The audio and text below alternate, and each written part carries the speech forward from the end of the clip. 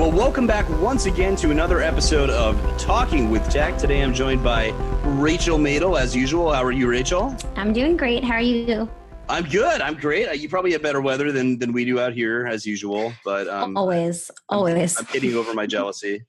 And then for the first time, I think in 2 weeks, we have Mr. Chris Begay. How are you? I'm back. Yeah, I was fortunate enough to be presenting down in Southern Virginia, so I couldn't be here for the last banter, but I'm back now. All that's over. Thank goodness. I don't have to be here with Lucas by myself. Well, Just kidding. I talk over everybody, right? But no, seriously, Chris, we love your extremely valuable input. And you actually conducted our interview that we're going to be airing today, which I'm really excited about. So I usually when we record an interview, we'll write up some notes for ourselves as we do it. And I just want to quote what you wrote here, that she is a global phenomenon, right? That's high praise. So tell us a little bit, before we get into some other conversations we were going to have, tell us a little bit about Leanna Fox.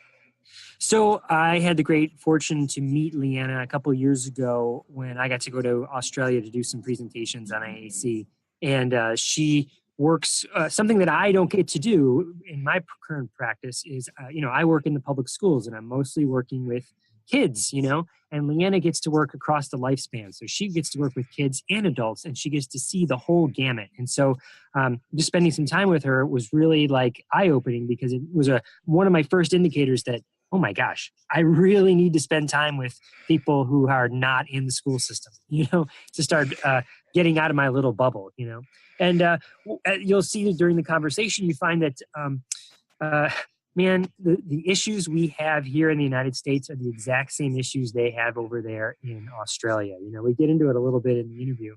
And she's just, you'll see, she's fun to listen to. She's got an Australian accent.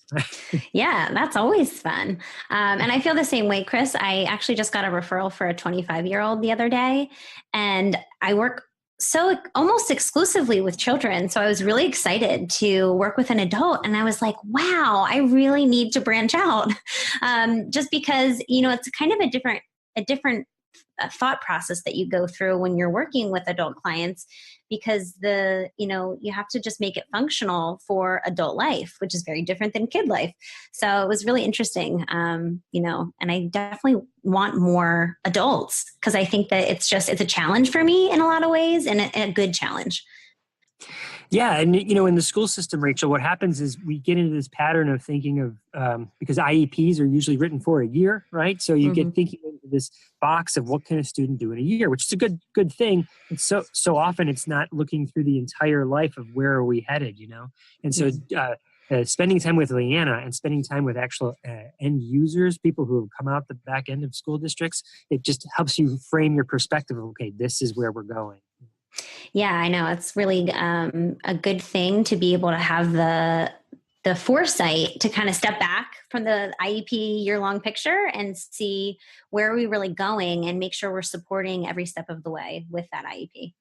Now, something else. Oh, go ahead. Go ahead. Well, I was going to say something else we get into in the conversation is that she is in Australia, and there's a big event happening here in Australia coming up in July. It's the AAC conference. I mistakenly say that it's in Sydney, and it's not. It's in the northern part of Australia, which is even it's like super resort nice area in July, which is like their winter, so it's still going to be awesome there. Are you guys going? Lucas, do you have your plane ticket? I am going to be under my bed weeping, I think, with if anyone wants to, I don't know if there's like a big piece of luggage I could fit in or something. I'm willing to go by boat. It's okay. But no, unfortunately, Isaac is looking increasingly like not going to happen. How about yourself? No, I'm not going to be able to go this year. I did get to go last year just to do a quick presentation. It was in Toronto last year. In Toronto, right? Yeah, okay. Yeah, but this year, no, Australia, I can't make that happen. But Rachel, you're going, right? I wish I was going, guys. I'm so bummed too. It's so far, and I couldn't make it work this year. But I'm definitely sad. I'm going to be missing out. So for people who don't know, what is Isaac?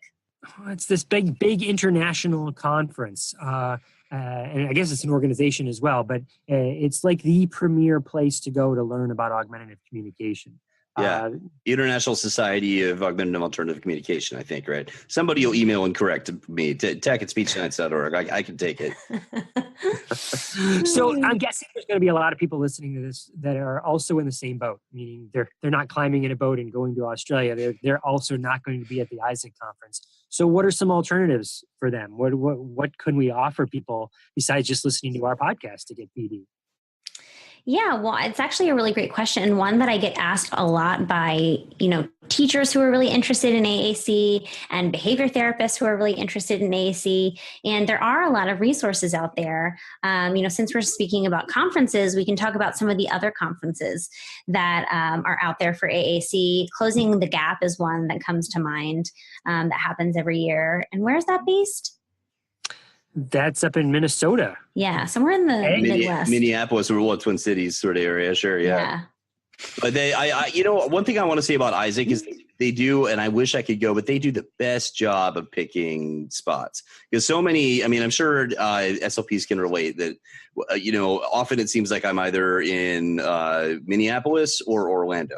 Or, occasionally LA, Denver, they'll sprinkle it in. But listen to this. Okay, so AAC, we've got in 2014, Lisbon, Barcelona, 2010, Montreal, Dusseldorf, Natal in Brazil, Odense, Dublin, Maastricht, Stockholm, Cardiff, Cambridge. Like, I want to go to those. Like, you've just solidified to me that I will be going to AAC every year from here on out. If I miss this one, this is going to be, I'm just going to move to wherever the next one is and just live there in advance. That's preparation. That really points out that it is a global thing, right? The AAC is blossoming into, it used to be something that only a few people had, especially high-tech AAC. And now it's kind of known that, like, if you're over the age of 3 and you're not a verbal speaker, you're using AAC of some capacity. And that's a worldwide phenomenon. Mm-hmm. Well, and you actually bring up something that I was just thinking about, which isn't directly relevant to the continuing education piece. But to what extent do we see commonalities? Like, you're obviously familiar with the Australian community. I'm familiar more with the Middle Eastern community. But in terms of actual practice, it seems like there's a lot of overlap. Like people are doing a lot of the things the same way, even though they may not have the same tools, right? Australia maybe being an exception. What have you seen? Well, in Australia, like I said, it is kind of the same. And the principles are the underlying principles are the same, I think, wherever you go, right? Core vocabulary, aided language stimulation. Those things don't change no matter where you are, right? That's how you learn. Right. All right. So back to the topic of continuing education. So like AAC is one example. So they release a lot of free webinars. And one thing that I do just as a junkie is I'll go through and download all the PowerPoints from everybody from the talks that I couldn't attend and try to glean what I can. Another thing that I'd encourage people to do is if you see that one talk at a conference and you can't make it there and you're really intrigued by it, email the author. Just get a hold of them. And, one thing I found is that so few people get intimidated by emailing those authors, or there's here's a good example. You might recognize the name Rhea Paul, right? Rhea Paul is a very big SLP in the early childhood language development area. And I emailed her and I did this whole very apologetic, like, oh, I'm so sorry to bother you. And she said, like, no, everyone's so scared to bother me that I don't get any email. So you're making their day. Do it. Yeah. Yeah, absolutely. And, honestly, I do the same thing, Lucas, after a conference. I'm never able to hit all the talks that I want to, but you can actually glean a lot from, gain a lot from, going through those PowerPoints. There's always an amazing resources list at the end, which I love, because one of the things that's so hard when you're practicing is to have resources to continue to learn, to continue to find new materials and new ideas. So I love the resources section. So what other ways are there to get professional development besides just going to conferences? Is there other ways you keep up learning? One philosophy that I have is that I try and learn a little bit every day. And I mean, that means like active learning, not like, oh, I learned that the traffic is bad around the Beltway of Washington, D.C. What learning something that really matters, especially when it comes to AAC. Is there ways to just keep your toe in the water? I love, and we've talked about this, I've talked about it numerous times in this podcast, but I love Practical AAC. I love it because you can sign up for her emails. And this is Carol Zangari, who I think co-founded the blog. But you sign up for the emails and she will send a weekly, sometimes there's 2 in 1 week, kind of roundup of just quick, easy to digest articles that go over, a specific area of AAC implementation or evaluation. She also does a really great job of sourcing lots of those resources. So, if somebody's in the AAC world, they've been featured on Practical AAC. So it's a really good way that's not super intimidating to get those professional development articles. And, you don't have to page through a journal or anything really intense. It's really easy to digest, which is what I really like about it. Sure. Do you guys know about her new thing, the Practical AAC on Tuesdays? What's happening on Tuesdays? Yeah, the link share. So it's you're able to post a link to anything AAC related. I know that she has moderators, so you can't just post we have on not anything done yet, but I would love to start putting our podcast up there. Actually, it's made its way up there. Oh yeah, see, that's all we need is. Thank God for Chris. That's fantastic. But I guess that's a nice challenge for people. That's a nice challenge for people to find some information that they found useful and then kind of share it there as a big repository. Just it took me literally 2 seconds. You don't even have to write a description of what it is.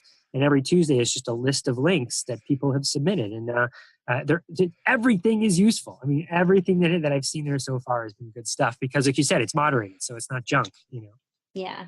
The other resource that's really good for clinicians and teachers who are just starting to learn a little bit more about AAC is the Facebook group, AAC for the SLP.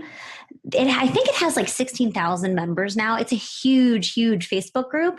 But what is really nice is if you're, trying to find information about key guards, for example, you can just hit this, you can search within the group. This is a hack that I found out about only a few months ago, and it was a game changer for me. You can search these groups, and if I'm searching for key guards, for example, every post that was posted that has the word key guard in it comes up. So I can scroll through people who have already asked, the same question that I was potentially going to ask and find the information and kind of scroll through what people were commenting, links. So that's a really, really great resource too, where you can just go in there and search what you're looking for. Yeah, absolutely. That's funny because I only ever searched my own feed to try to remember that one joke that I shared like 3 years ago.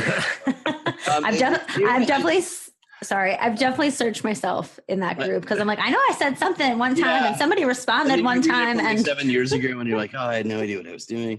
I've learned so much since then. Yes. One piece of caution there, I would say, is that those groups are great for quick questions about like a how-to with an app or something like that, but I wouldn't necessarily rely on them for research, right? Which isn't to say there's not a lot of great stuff going on there, and there are some great moderation teams, but there are other places to find that. We mentioned Practical AAC. Recently we had Jane Odom on of the AAC Language Lab, which also can be really useful. I personally also really enjoyed the Informed SLP created by Dr. Meredith Harold. And in fact, if you pay attention to our website in the coming weeks, you're going to see a good amount of content sharing going back and forth, between us. And then another one that I really like is when the SIG-12 special interests magazine comes out. They'll have the little post-test piece. Even if you feel like the material, I always run myself through those tests, partially because then you get the CEUs, but also because it's a good way to validate your knowledge and, learn new things. Cool. I think your cautionary tale there about AAC for the SLP on Facebook is not just good advice for that particular group, but it's good advice for social media in general. Sure. Because yeah. Sorry, I didn't mean to single that one out. Yeah. Go ahead. Right. Yeah. Well, and I think it's what you put into it and what you get out of it, because there's definitely people in that group and in others where they'll just post links to research. So I think it's just being a good digital citizen to say, am I really being conscientious about the information that I'm taking in?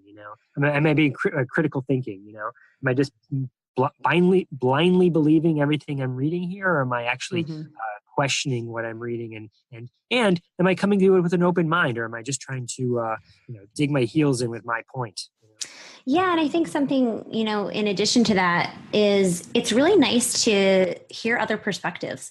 That's one thing that I really like about those groups is, sometimes people will comment and say something and I'm like, I never would have thought of that or from that perspective. So it's really nice. But, as you guys both mentioned, you have to kind of take it with a grain of salt and be diligent that you're not just kind of believing everything you hear and making sure that it's backed in the research. Rachel, I see that a lot, actually. People, the cognitive dissonance will screw up with people's mind. Like, it's really uncomfortable if you have this belief, like whatever it might be, and someone comes in with a countering view, your first thought is to reject it, and that's wrong, and it can't be.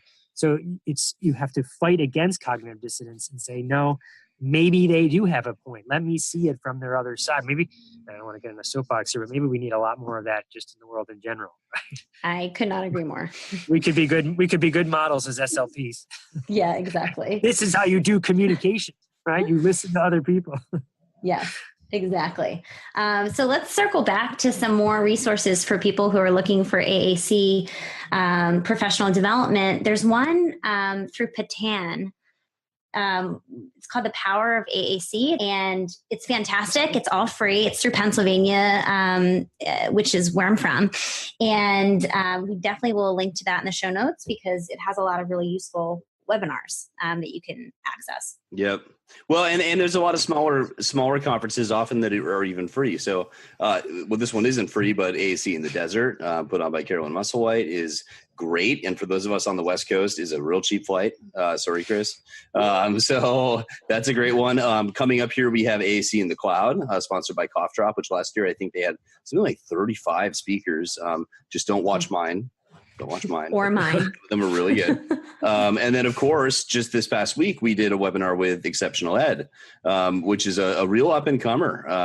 This was the very first conference they've ever had, and I think there were in excess of 2,000 people or something like that were subscribed. So, which is, that's quite a few for something brand new.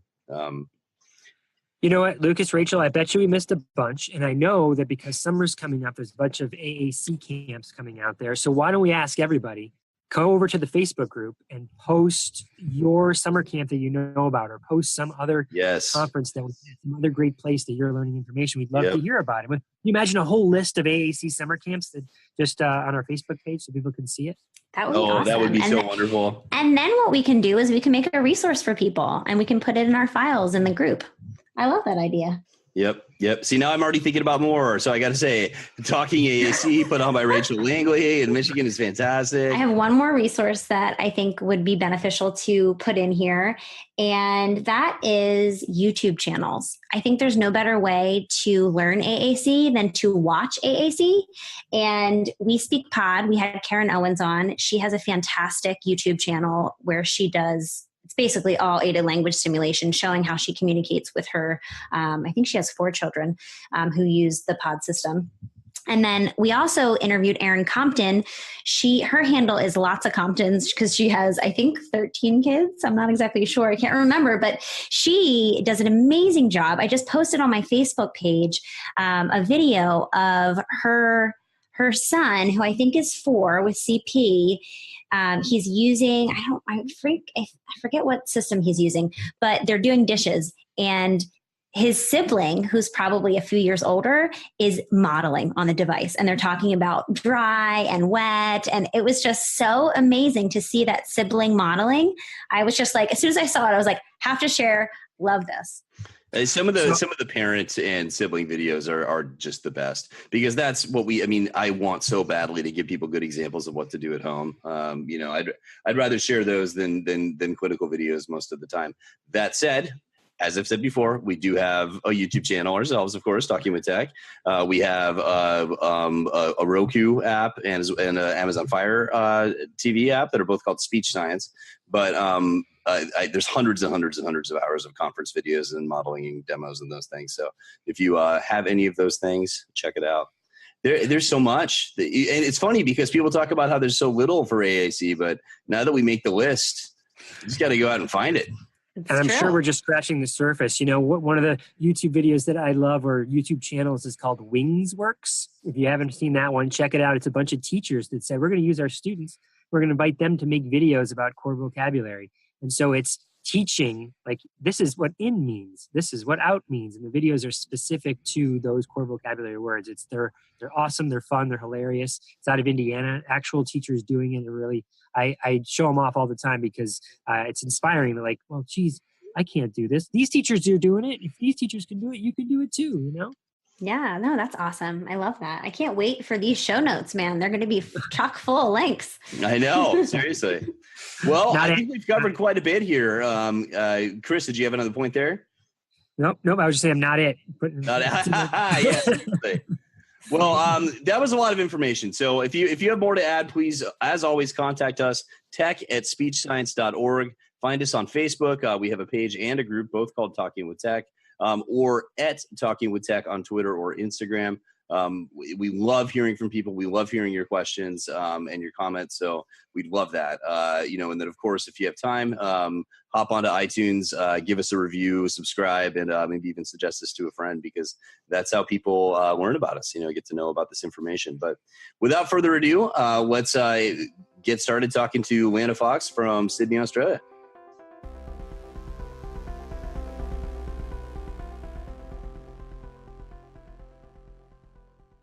So how's it going, Leanna? Can you tell us a little bit about yourself, where you are, what you do? Okay, sure. Thanks, Chris, and thanks for having me on. So as Chris said, my name is Leanna. I'm a speech pathologist based in Sydney, Australia. And I've been working probably in the realm of AAC and disability for, 15 years or so now, a little embarrassing.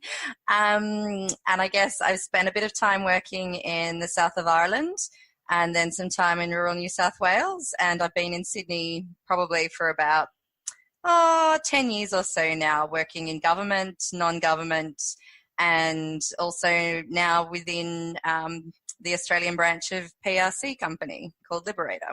Gotcha. All right. So explain that a little bit. What does it mean to be government and non-government when you say you work in those? Sure. So government is working for Department of Health. So I currently am just wrapping up a job working for the Children's Hospital in Sydney, where I work in the rehab department for children with acquired brain injuries.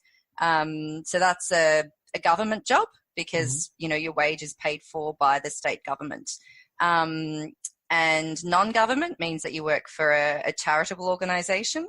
So we have some organisations here. So one of them is the Cerebral Palsy Alliance, that is, a non-government organisation. They do lots of fundraising and research, and they support primarily people with cerebral palsy. And there's also one called Aspect Autism Australia, whose main job is to sort of support people that have autism Australia-wide as well. Gotcha. So you've worked with a large number of populations and ages. Am I getting that right? Yes. So I've worked across the lifespan, which is good. And I just keep on realizing I know less and less the more I work. So. I am coming to that same realization, that, back in the day when I was first starting out, it was almost like ignorance was bliss, and the more I learn, the more I read, the more I'm like, geez, I've never heard of this thing before. How do I not? I've been working for, in this AAC realm for, just like we said, 15 years. How come I've never heard of this thing before? I know, it's embarrassing. You sit there going, okay, Google. And what did we do before Google? Anyway, a little embarrassing. Exactly. So do you have a preference? Kids, adults? Do you? I like teenagers with attitude. I think that's my favorite. I like the ones that are a little bit cute, a bit of attitude. I find them interesting to work with. Awesome. That's so cool. Yeah, I can imagine how much fun that is. Like most of the kids I work with I work with everyone in public school. So everyone from kindergarten up till the age of 22 here in the United States. And I know exactly that population they're talking about, that have like the little edge and they're fun and they like to banter back and forth. Yeah, that's usually cool. The ones that try and run you over with their wheelchair when you tell them to do something that they don't want to do, or try and give you the finger or whatever, and then sort of knock their device off their table when they do it. So I like those kids. They're fun, Yeah, and yeah. I have a habit of sort of winding them up as well, which is probably not great, but I'm like, oh, it's fun, But I'm sure that brings out the communication, right? Oh, absolutely. And, sometimes when children are joking around with you and getting a little bit annoyed, they come up with really creative ways to sort of tell you, no, I don't want to do that, or get away from me, you crazy lady. And I find that quite encouraging, that they then learn how to protest in a safe place, so they can then bring that into a place where they might not feel as comfortable. Yeah, I totally love that. They're practicing how to be and do those things with you, so they can do it in generalized, right? Yeah. It's important to be able to say, no, I don't like that. Get away from me. So, yeah, I like to teach them that. So, Leanna, let me ask: have you spend some time with what maybe people refer to as end users, like people who have made it through like our public school system, or in your case, the school system, that are functional users of AAC? Is that true, false? What would you say? Look, and this is a really sad realization. I think we still have a long way to go in Australia around ensuring that everybody who requires AAC is given adequate service and support to become a proficient user. I think we're going through one of the largest social changes of my generation at the moment in terms of government policy, with the introduction of the National Disability Insurance Scheme. And that's an Australian-wide policy where theoretically all people who have a disability will be able to get their needs met to achieve their life goals. So theoretically that means they can say, I want to be able to have a job, I want to be able to have social connections in the community, and then the government will provide them with a capped amount of money to get assistive technology or physiotherapy or whatever it is that they require to meet those goals. Unfortunately, it's still having some teething issues. But so they've had to do a lot of policy shift, because what we realised is that children are finishing school, they're illiterate, they've got no functional communication. And this is because they have, a significant physical disability and complex communication needs. Unfortunately, there are not many competent adult AAC users.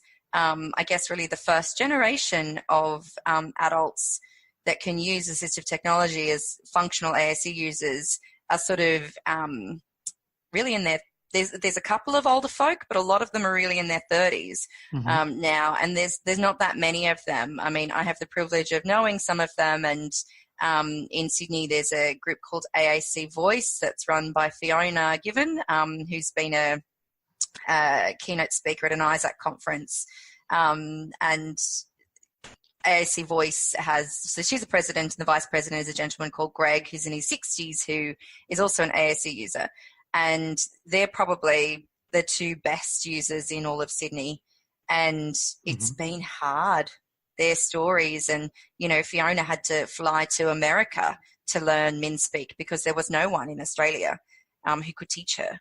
So yeah, and she's my age, like we're the same age. So you sort of sit there and go, well, no one could teach her. How did she stand a chance? Like, she just had an incredibly supportive family, and she was very stubborn. And so all the people that don't have that, how can they learn it? And so do you find that it's growing though? Like you said, Yeah, so I think there's a lot of opportunities now, and I think, particularly with technology becoming more cost effective. So, with the explosion of iPads and apps, people have heard of AAC and they're getting very excited. So you tend to see trends in the AAC market, I guess you'd say. So, we're very lucky to have Gail Porter, also based in Australia, and when she created the pod system, everybody was like, ooh, what is this? And, her pod training is a wonderful workshop. And, I was very lucky to go to one of those workshops when it was kind of new. And, I was like, it's a Dynavox low tech, fantastic, because funding was always difficult to access for devices. So, it was really exciting to have that. So then everybody got a pod. like every single student got a pod, and Right. schools are like, everybody's getting a pod, but nobody knew how to use it.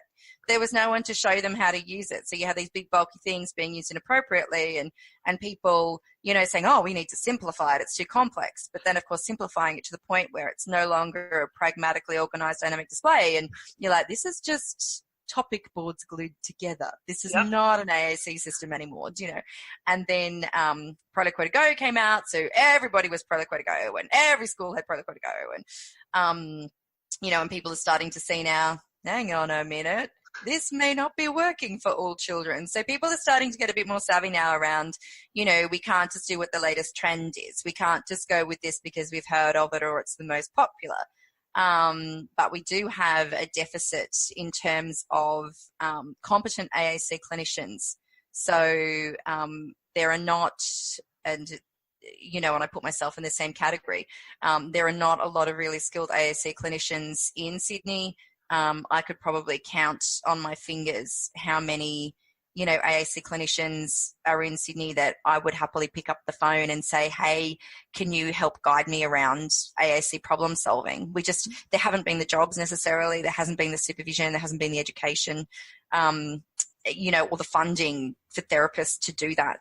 So it's a really growing industry, and it's a really exciting time, I think, for up and coming people that may require AAC. It's becoming more accessible, which is great.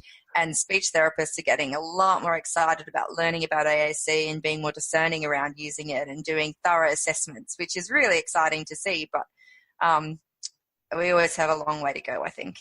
Can I just say everything you just said? I don't know if this is not a video podcast, so the people can't see how my neck was bobbing up and down as you're talking, because it's just amazing how halfway across, well, I guess all the way around the world, right? I mean, you're on the other side of the planet and you're experiencing, I think, very similar. I think people in the United States are having the exact same sort of revelations. The same thing about not enough training with speech therapists, not enough adequate experiences for speech therapists who want to learn about AAC. It's growing. It's definitely growing. I think you'd be hard pressed to find a speech therapist in the United States that hasn't heard the term core vocabulary. But knowing there's an awareness factor, and then there's how do I actually implement it and do it and make decisions, which takes a lot more experience in integration. So I think it's just amazing that we share this commonality despite being so far away.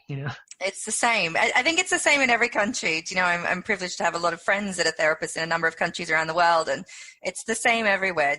People try really hard, but we always want more supervision. We always want more training. We always want to learn more, and that's what makes a good clinician and somebody that families are happy to work with, because they see they're constantly upskilling and wanting to find new solutions for whatever the issue might be. Yeah. So would you say, like, if there was a speech therapist in the United States, it's like, Australia, do you think there's opportunities there? What, to come and do some training? To come and get a job. Without a doubt. There is.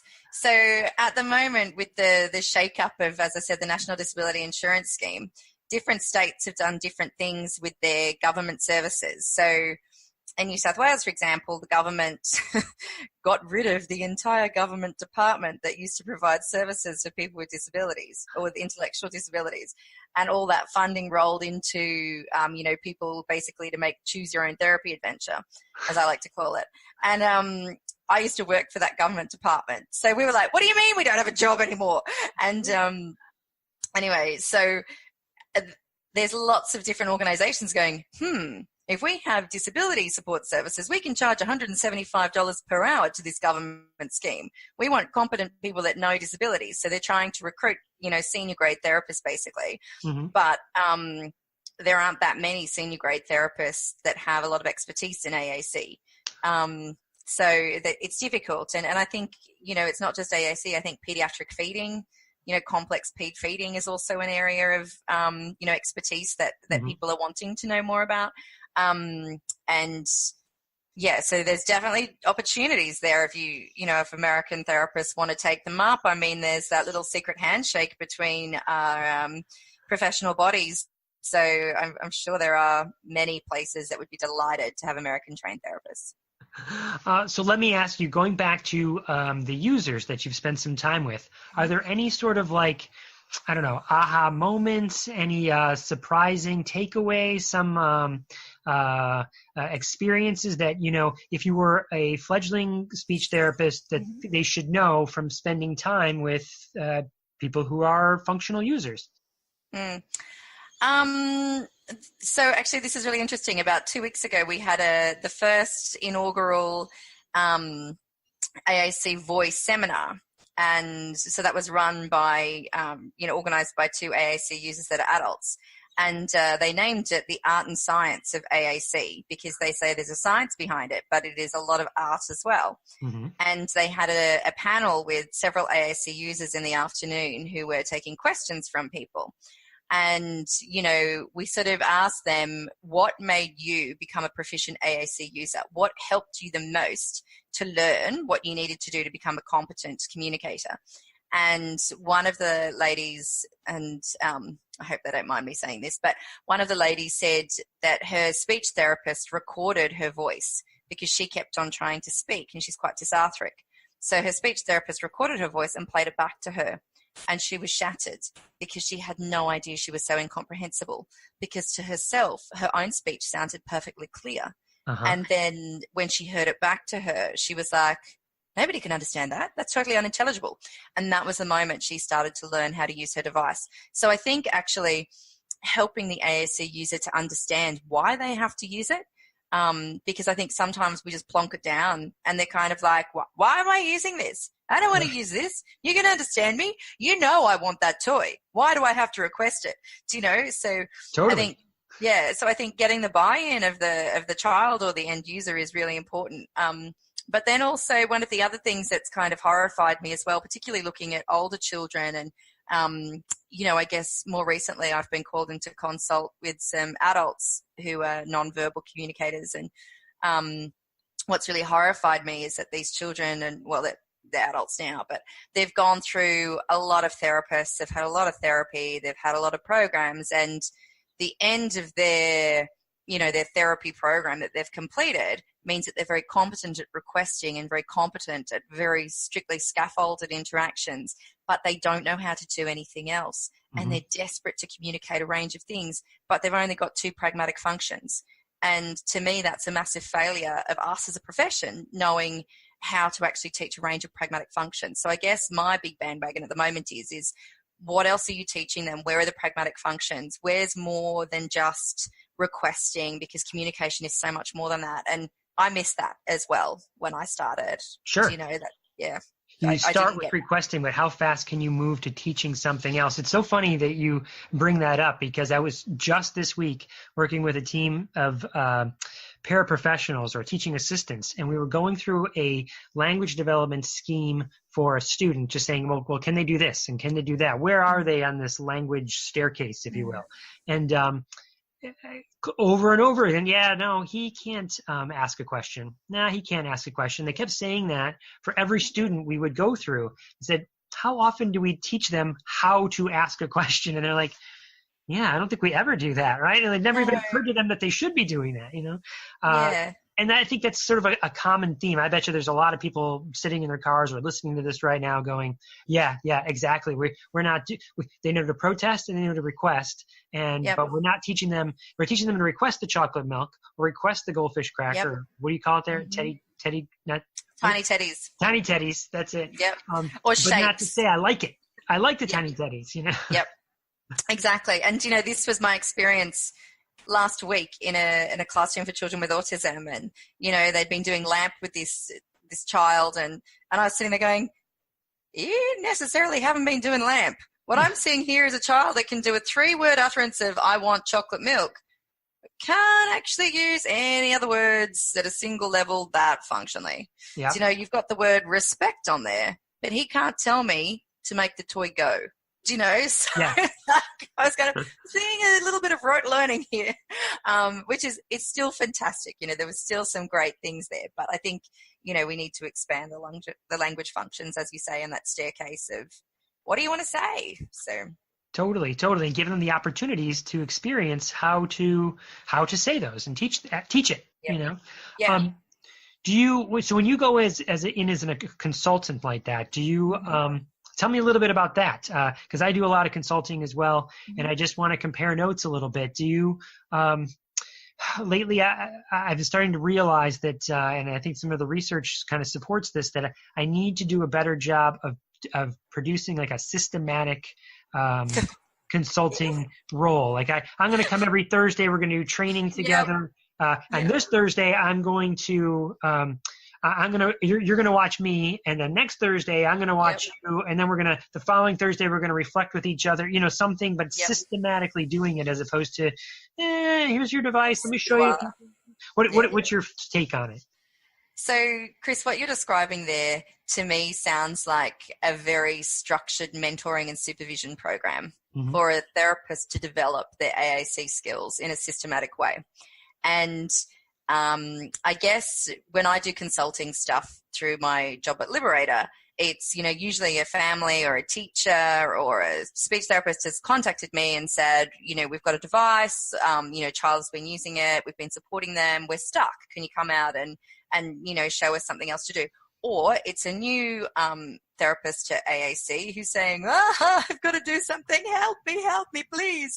And I guess because of the way different organizations are structured and the way that we work as well, we don't necessarily have the opportunity to go back and visit the same person weekly for a number of weeks on end.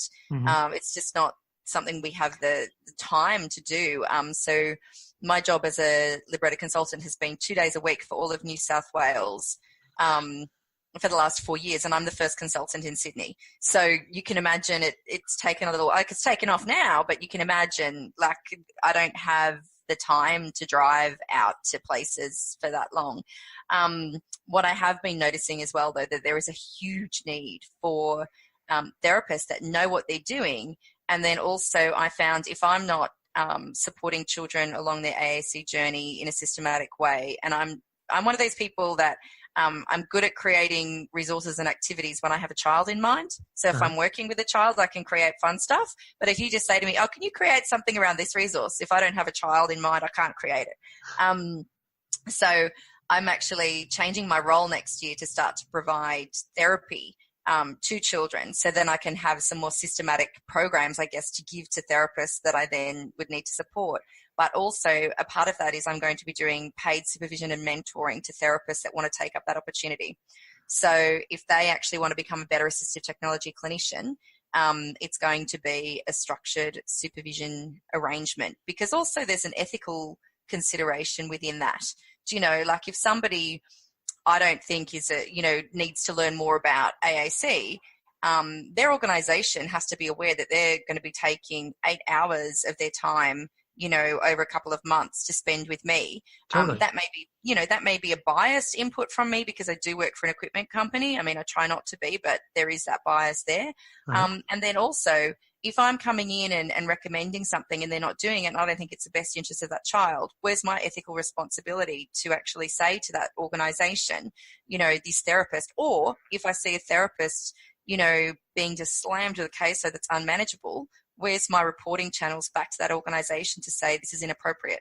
So, there's lots of different considerations there, which is why I'm wanting to do it in a formal manner under a supervision guideline where you have set goals and objectives and, key structure. Yeah. So that's kind of where I'm going with it. Because everybody's journey to learn is different as well. Absolutely. So, some people might want to know more about alternate access and supporting children with AAC, whereas others might want to be, how do I support literacy development with AAC? How do I do everything because I know nothing? And that's going to take a long time. So do you envision, so this is exactly what I've been developing here with the school district that I work with, modules for each one of those things? Like you said, I want to do the literacy track. I want to do the 101 track. I know nothing. I want to do the, I don't know, what else? Who knows? Data collection track. Yeah, look, I like the idea of modules, but knowing what I'm like and realistically with my time, I think I'm probably going to be a little bit incompetent about doing formal modules. And I think I would like to do formal stuff, but I don't think realistically that will come off. I think it'll be something like I'll do, one lot of supervision with somebody, and I'll develop some things to support them. And then I might use some elements from that when I'm supporting somebody else, which is what I've always done in the past when providing clinical supervision. You really have to modify it to suit the person. And, the same as if somebody was supervising me, I don't need to go through the basics of using a Big Mac, so why would I want to do that module? Exactly. But I would love to maybe take a trip down memory lane of positioning for switches, so. Totally. You want to make it personalized learning for each person that signs up for your what did you call it? Supervision and mentoring type stuff, and making sure that it's approved with, it's an arrangement that's formally recognized by the organizations as well, because I think, having quality supervision is something that hasn't necessarily been supported from an employer's perspective in Australia. Now, particularly, lots of organizations are hiring a lot of new graduates, and the supervision isn't necessarily what it should be. Mm-hmm. Let me switch gears a little bit and ask you, Sydney, right? That's where you are? You're in Sydney? Yes, I am. And is that where Isaac is going to be? No, Isaac somewhere in Australia, coming, right? It is coming to Australia. It's a big country. So Isaac is actually going to be on the beautiful Gold Coast. Oh, it's up north. It's up in Queensland, so the Sunshine State, where it's sunshine and mangoes every day. No, just joking. But it is a beautiful part of the world. Absolutely stunning. Gorgeous beaches, some theme parks. So there's a film festival competition happening with Isaac. I've been told to promote this. They've got some wonderful judges. Some AAC users are on the panel, and there's some film editors as well on the judging panel. And the top 10 short films will get shown at Isaac. So if you've got a hankering to do a little bit of all-access filmmaking, please send your submissions in. I know they're very keen to look at those.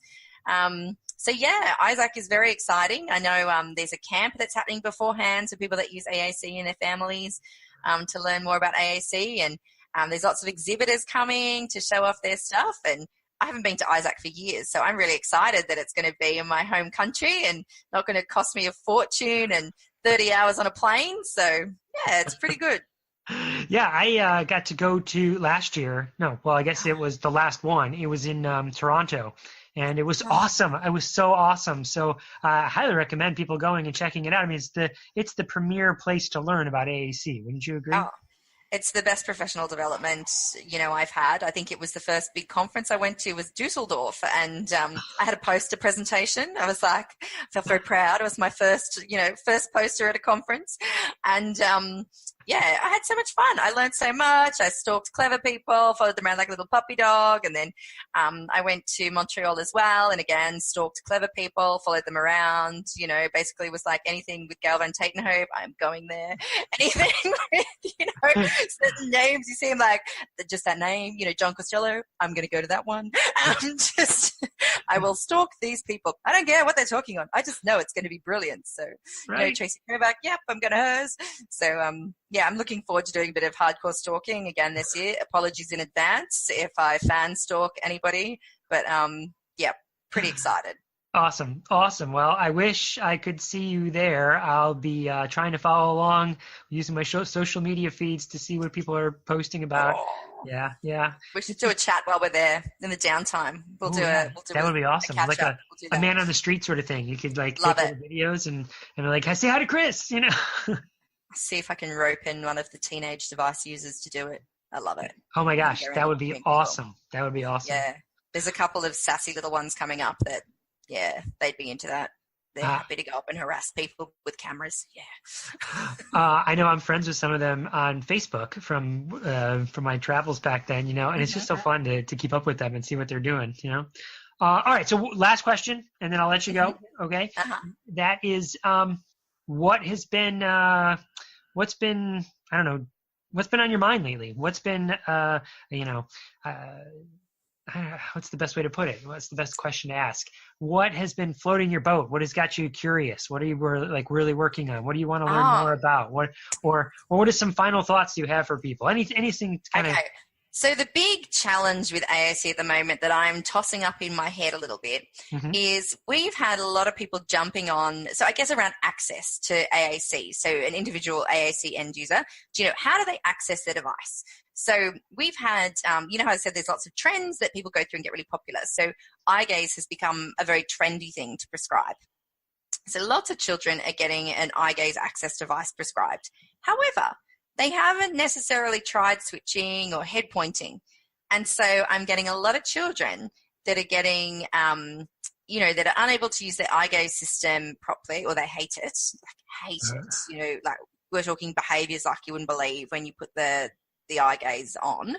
I'm quite happy to use the system with a switch, but switching is really difficult. So I guess I'm sort of thinking more along like, and I know there's lots of protocols out there and there's a bit of research out there, but I guess I'm just trying to marry up in my head, what are the best protocols to go through for different presentations around children that have really complex access issues, but may not have, an intellectual disability, or even if they do have an intellectual disability, what are the considerations that we need to really keep in mind? So lots of kids will come to the children's hospital and come through and, we see them and they're in a walker, they're walking, and I'm like, hey, where's your talker, buddy? And the mum's like, oh yeah, it's downstairs, we didn't bring it up. I'm like, well, how's he supposed to talk to me? Well, he doesn't really like it. Why not? Because he's got the big whopping 14-inch screen with an eye gaze unit on it. I'm like, so how do they, what do you do when you can't get funding for a new device and the one they've got is inappropriate and they can't access it? So I guess I'm just trying to marry up what's the research, the evidence, and then the practical things to do. So, and they're the sorts of things I wish that we would all take into consideration when prescribing a device to someone. Is this actually going to be functional for their lifestyle? And then when, somebody else gets to see that client, how are they going to use it?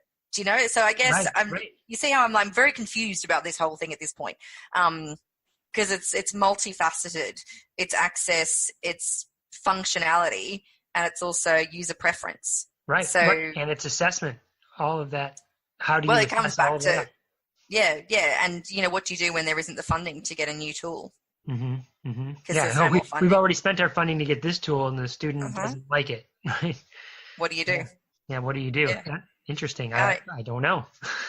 No, neither do I. So this is my thing at the moment, and then my other one always is literacy. But yeah, they're my two things that I'm always banging on about. Absolutely. And that's great. Literacy is something I keep wanting to learn more and more about, because I keep finding the more I work with students that has not been a consideration as much as I'd want it to be, So, All right, Leanna, thank you so much for your time. And I can see the dog starting to bark again. So. Pleasure, Chris. Take care. Good to chat to you. All right. Enjoy the sunny weather, and have fun. Good luck with all your endeavors. Have fun at Isaac, and I'll see you later. Thanks, Chris. Good to talk to you. I'm sure we'll catch up soon. Well, I thought that was a really fantastic interview with Leanna Fox, joining us all the way from Australia. So thank you so much for being with us. And it's always wonderful to hear Chris at work, because he is a master at what he does. So we're learning from him every day, as hopefully those of you listening are learning something as well. So a few quick things. Chris's book actually is available now for pre-order, and it's got the best cover ever. So I encourage you to go look for it. It's called The New Assistive Tech, Make Learning Awesome for All. It's available on Amazon now as a pre-order. And then for those of you who missed it, this past Monday, Chris, Rachel, and I did a live webinar for the company Exceptional Ed, which is with an X, so exceptionaled.com. Which I think pretty well received. It's an hour about app selection in AAC specifically, and we covered a lot of ground for just an hour. So that's about it. Rachel. You know what, guys? If you haven't subscribed already, please go to iTunes, hit the subscribe button so you're updated every single time we have a new episode. And if you could please leave us a review, we would really appreciate to hear your thoughts and your feedback. So please get in touch with us. Well, thanks once again from those of us at Talking with Tech. My name is Lucas Stuber, here with Rachel Bandel and Chris Begay. I can't even tell you how grateful we are to have you all listening. And I wake up happy every morning knowing that we're hopefully making a difference in the community. So please give us your feedback. Shoot us an email, tech@speechscience.org, or find us on Facebook, either the page or the group, Talking with Tech, or on Instagram or Twitter at Talking with Tech. And you might even be able to track down a Lucas, a Chris, and a Rachel individually too, if you want to harangue us on our own. But anyway, we love hearing from you guys. We'd love to answer all your questions. And we do have some stocked up that we're going to do a whole episode about soon. So thanks for your time. Talk to you next week.